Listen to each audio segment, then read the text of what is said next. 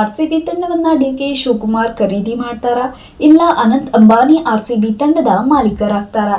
ಹೀಗೊಂದಿಷ್ಟು ಸುದ್ದಿಗಳು ಸೋಷಿಯಲ್ ಮೀಡಿಯಾದಲ್ಲಿ ಸುಳಿದಾಡ್ತಿವೆ. ಯಾಕಂದ್ರೆ ಆರ್ಸಿಬಿ ತಂಡ ಸುಮಾರು 17,000 ಕೋಟಿ ಮೊತ್ತಕ್ಕೆ ಮಾರಾಟವಾಗಲಿದೆ ಎನ್ನುವ ಸುದ್ದಿ ಹರಿದಾಡಿದೆ. ಮೊದಲು ರಾಯಲ್ ಚಾಲೆಂಜರ್ಸ್ ಬೆಂಗಳೂರು ತಂಡವನ್ನು ಮದ್ಯದ ದೊರೆ ಎನಿಸಿಕೊಂಡಿದ್ದ ಉದ್ಯಮಿ ವಿಜಯ್ ಮಲ್ಯ ಖರೀದಿಸಿದ್ರು. 2012ರಲ್ಲಿ ಕಿಂಗ್ ಫಿಶರ್ ಏರ್ಲೈನ್ಸ್ ಸ್ಥಗಿತಗೊಂಡಿತು. ನಂತರ ಅವರ ಮದ್ಯದ ವ್ಯವಹಾರವನ್ನು ಡಿಯಾಜಿಯೋ ಖರೀದಿಸಿತು. ಯುನೈಟೆಡ್ ಸ್ಪಿರಿಟ್ಸ್ ನಲ್ಲಿ ಕಡಿಮೆ ಪಾಲು ಹೊಂದಿದ್ದ ಡಿಯಾಜಿಯೋ ಮಲ್ಯ ಒಡೆತನದ ವ್ಯವಹಾರವನ್ನು ಖರೀದಿಸಿದ ಬಳಿಕ ಆರ್ಸಿಬಿಯ ಮಾಲೀಕತ್ವ ಕೂಡ ಬ್ರಿಟನ್ ಮೂಲದ ಡಿಸ್ಟಿಲರಿ ಕಂಪನಿ ಪಾಲಾಗಿತ್ತು. ಇದೀಗ ಡಿಯಾಜಿಯೋ ಕಂಪನಿ ಕೂಡ ಆರ್ಸಿಬಿ ತಂಡದ ಫ್ರಾಂಚೈಸಿಯನ್ನು ಮಾರಾಟ ಮಾಡಲು ಪ್ಲಾನ್ ಮಾಡ್ತಾ ಇದೆ ಎನ್ನಲಾಗಿದೆ. ಆರ್ಸಿಬಿ ತಂಡದ ವ್ಯಾಲ್ಯೂಯೇಷನ್ ಸದ್ಯಕ್ಕೆ ದೊಡ್ಡ ಮಟ್ಟದಲ್ಲಿದೆ. 18 ವರ್ಷಗಳ ಬಳಿಕ ಕಪ್ ಗೆದ್ದಿರುವ ಈ ತಂಡಕ್ಕೆ ಭಾರಿ ಡಿಮ್ಯಾಂಡ್ ಇದೆ. ಆದ್ರೆ ಇದು ಬಹಳ ದಿನ ಉಳಿಯೋದಿಲ್ಲ. ಕಪ್ ಗೆದ್ದಿರೋದ್ರಿಂದ ಆರ್ಸಿಬಿ ತಂಡದ ಮೇಲಿನ ಕ್ರೇಜ್ ಮೊದಲಿನ ಹಾಗೆ ಇರೋದಿಲ್ಲ. ಇಷ್ಟು ದಿನ ಆರ್ಸಿಬಿ ತಂಡ ಕಪ್ ಗೆದ್ದಿಲ್ಲ ಅನ್ನೋದೇ ದೊಡ್ಡ ಕ್ರೇಜ್ಗೆ ಮೂಲ ಕಾರಣವಾಗಿತ್ತು. ಆರ್ಸಿಬಿ ತಂಡದ ಮೇಲೆ ಜನರಿಗೆ ಒಂದು ತರಹದ ಸಿಂಪತಿ ಇತ್ತು. ಎಷ್ಟೇ ಸಲ ಸೋತರೂ ಕೂಡ ಈ ಸಲ ಕಪ್ ನಮ್ಮದೇ ಎನ್ನುತ್ತಾ ಆರ್ಸಿಬಿ ತಂಡದ ಮೇಲೆ ಅಭಿಮಾನಿಗಳು ನಿಯತ್ತು ತೋರಿಸ್ತಾ ಇದ್ರು. ಆದ್ರೆ ಇನ್ಮುಂದೆ ಈ ಕ್ರೇಜ್ ಇರಲ್ಲ, ನಿಯತ್ತಿನ ಪ್ರಶ್ನೆಯೂ ಬರೋದಿಲ್ಲ. ನಿಜ ಹೇಳಬೇಕು ಅಂದ್ರೆ ಆರ್ಸಿಬಿ ಕಪ್ ಗೆದ್ದ ಮೇಲೆ ಅದರ ಹವಾ ಬರುವ ದಿನಗಳಲ್ಲಿ ಕಡಿಮೆ ಆಗೋ ಸಾಧ್ಯತೆ ಇದೆ.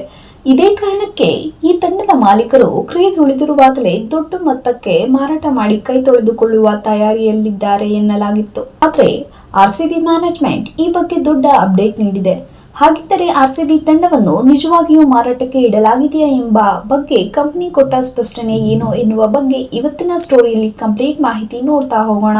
18 ವರ್ಷಗಳ ಬಳಿಕ ಆರ್ಸಿಬಿ ಟ್ರೋಫಿ ಗೆದ್ದ ನಂತರ ಬೆಂಗಳೂರಿನಲ್ಲಿ ಸಂಭ್ರಮಾಚರಣೆ ವೇಳೆ ಘಟಿಸಿದ ಕಾಲ್ತುಳಿತ ದುರಂತ ಹಾಗೂ ಐಪಿಎಲ್ನಲ್ಲಿ ತಂಬಾಕು ಮತ್ತು ಮದ್ಯದ ಬ್ರ್ಯಾಂಡ್ಗಳ ಪ್ರಚಾರವನ್ನು ನಿಷೇಧಿಸುವ ಬಗ್ಗೆ ಸರ್ಕಾರ ಚಿಂತಿಸಿರುವ ಹಿನ್ನೆಲೆಯಲ್ಲಿ ಆರ್ಸಿಬಿಯನ್ನು ಮಾಲೀಕರು 17,000 ಕೋಟಿ ರುಗೆ ಮಾರಾಟ ಮಾಡಲು ಮುಂದಾಗಿದ್ದಾರೆ ಎಂಬ ಸುದ್ದಿ ಸಾಮಾಜಿಕ ತಾಣದಲ್ಲಿ ಸಂಚಲನ ಮೂಡಿಸಿತ್ತು. ಆರ್ಸಿಬಿ ಮಾರಾಟ ಮಾಡಲು ಚರ್ಚೆ ನಡೆದಿದೆ ಎಂಬ ಸುದ್ದಿ ಹರಿದಾಡುತ್ತಿದ್ದಂತೆ ಯುನೈಟೆಡ್ ಸ್ಪಿರಿಟ್ಸ್ ಶೇರ್ಗಳು ಜೂನ್ 10ರಂದು %3ಕ್ಕಿಂತ ಹೆಚ್ಚು ಏರಿ 5 ತಿಂಗಳ ಗರಿಷ್ಠ ಮಟ್ಟಕ್ಕೆ ತಲುಪಿತ್ತು. ಇದರ ಬೆನ್ನಲ್ಲೇ ಯುನೈಟೆಡ್ ಸ್ಪಿರಿಟ್ಸ್ ಸ್ಪಷ್ಟೀಕರಣ ನೀಡಿದೆ. ಆರ್ಸಿಬಿ ಸದ್ಯಕ್ಕೆ ಮಾರಾಟಕ್ಕಿಲ್ಲ ಅಂತ ಕಡ್ಡಿ ತುಂಡು ಮಾಡಿ ಹೇಳಿದೆ. ಕಂಪನಿಯ ಈ ಹೇಳಿಕೆ ಈ ತಂಡವನ್ನು ಕೊಳ್ಳುವ ಕನಸು ಕಾಣುತ್ತಿದ್ದ ಅದೆಷ್ಟೋ ಉದ್ಯಮಿಗಳ ಆಸೆಗೆ ತಣ್ಣೀರು ಹಾಕಿದೆ. ಈ ನಡುವೆ ಆರ್ಸಿಬಿ ತಂಡವನ್ನು ಯಾರೆಲ್ಲ ಖರೀದಿ ಮಾಡಬಹುದು ಅನ್ನೋದು ಕೂಡ ಸೋಷಿಯಲ್ ಮೀಡಿಯಾದಲ್ಲಿ ಚರ್ಚೆಯಾಗ್ತಿತ್ತು. ಕಾಲ್ತುಳಿತ ಘಟನೆಗೆ ಕರ್ನಾಟಕದ ಡಿಸಿಎಂ ಡಿಕೆ ಶಿವಕುಮಾರ್ ಅವರನ್ನೇ ದೂಷಣೆ ಮಾಡಲಾಗ್ತಿತ್ತು. ಅವರೇ ಈ ಟೀಮ್ ಅನ್ನು ಖರೀದಿ ಮಾಡಿದರೆ ಒಳ್ಳೆಯದು ಅನ್ನುವಂತಹ ಪೋಸ್ಟ್ಗಳು ಸಾಮಾಜಿಕ ಜಾಲತಾಣಗಳಲ್ಲಿ ವೈರಲ್ ಆಗಿದ್ವು. ಒಂದು ವೇಳೆ ಡಿಕೆ ಶಿವಕುಮಾರ್ ಆರ್ಸಿಬಿ ಟೀಮ್ ಖರೀದಿ ಮಾಡಿಬಿಟ್ರೆ ತಂಡದ ಹೆಸರು ಏನಿರಬಹುದು ಅಂತ ಟ್ರೋಲ್ ಕೂಡ ಮಾಡಲಾಗಿತ್ತು. ಡಿಕೆ ಶಿವಕುಮಾರ್ ಆರ್ಸಿಬಿ ಮಾಲೀಕರಾದ್ರೆ ತಂಡದ ತಮಾಷೆಯ ಹೆಸರುಗಳು ಹೇಗಿರುತ್ತವೆ ಅಂತ ಸೋಷಿಯಲ್ ಮೀಡಿಯಾದಲ್ಲಿ ಕೆಲವು ಹೆಸರುಗಳು ವೈರಲ್ ಆಗಿದ್ವು. ಬಂಡಿ Bengaluru challengers, CD Shivu challengers Karnataka, Bengaluru DK brothers, Bengaluru brothers united ಈ ರೀತಿಯ ಫನ್ನಿ ಹೆಸರುಗಳ ಮೂಲಕ ಸಾಮಾಜಿಕ ಜಾಲತಾಣಗಳಲ್ಲಿ ಟ್ರೋಲ್ ಮಾಡಲಾಗಿತ್ತು. ಆದರೆ ಇದು ತಮಾಷೆಗೆ ಅಷ್ಟೇ ಆಗಿದ್ದು ಆರ್ಸಿಬಿ ತಂಡವನ್ನು ಡಿಕೆ ಶಿವಕುಮಾರ್ ಖರೀದಿ ಮಾಡುವ ಸನ್ನಿವೇಶ ನಿರ್ಮಾಣ ಆಗಿಯೇ ಇರಲಿಲ್ಲ. ಮತ್ತೊಂದು ಕಡೆ ಅನಂತ್ ಅಂಬಾನಿ ಆರ್ಸಿಬಿ ಖರೀದಿಸುವ ಬಗ್ಗೆ ಬಹಳಷ್ಟು ವದಂತಿಗಳು ಹರಿದಾಡಿದ್ವು. ಕೆಲವು ಸೋಷಿಯಲ್ ಮೀಡಿಯಾ ಪೋಸ್ಟ್ಗಳು ಮತ್ತು ಯೂಟ್ಯೂಬ್ ಚಾನೆಲ್ಗಳು ಅನಂತ್ ಅಂಬಾನಿ ಆರ್ಸಿಬಿ ತಂಡವನ್ನು ಖರೀದಿಸಿದ್ದಾರೆ ಅಂತ ಸುದ್ದಿ ಮಾಡಿದ್ವು.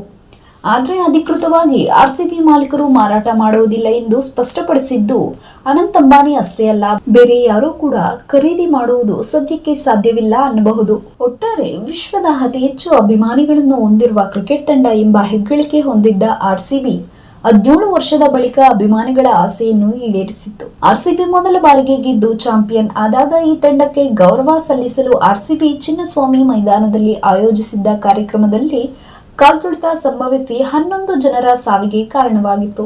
ಈ ಘಟನೆ ಆರ್ಸಿಬಿಗೆ ಕಪ್ಪು ಚುಕ್ಕೆ ಆಗಿತ್ತು. ಹೀಗಾಗಿ ಆರ್ಸಿಬಿ ಮ್ಯಾನೇಜ್ಮೆಂಟ್ ಮುಜುಗರ ತಪ್ಪಿಸಿಕೊಳ್ಳಲು ಮಾರಾಟ ಮಾಡುವ ತೀರ್ಮಾನವನ್ನು ಕೈಗೊಂಡಿತು ಎಂಬ ಸುದ್ದಿಗಳು ಹರಿದಾಡಿದ್ವು. ಆದ್ರೆ ಈಗ ಈ ಎಲ್ಲಾ ಸುದ್ದಿಗಳು ಸುಳ್ಳು ಅಂತ ಮ್ಯಾನೇಜ್ಮೆಂಟ್ ಸ್ಪಷ್ಟೀಕರಿಸಿದೆ.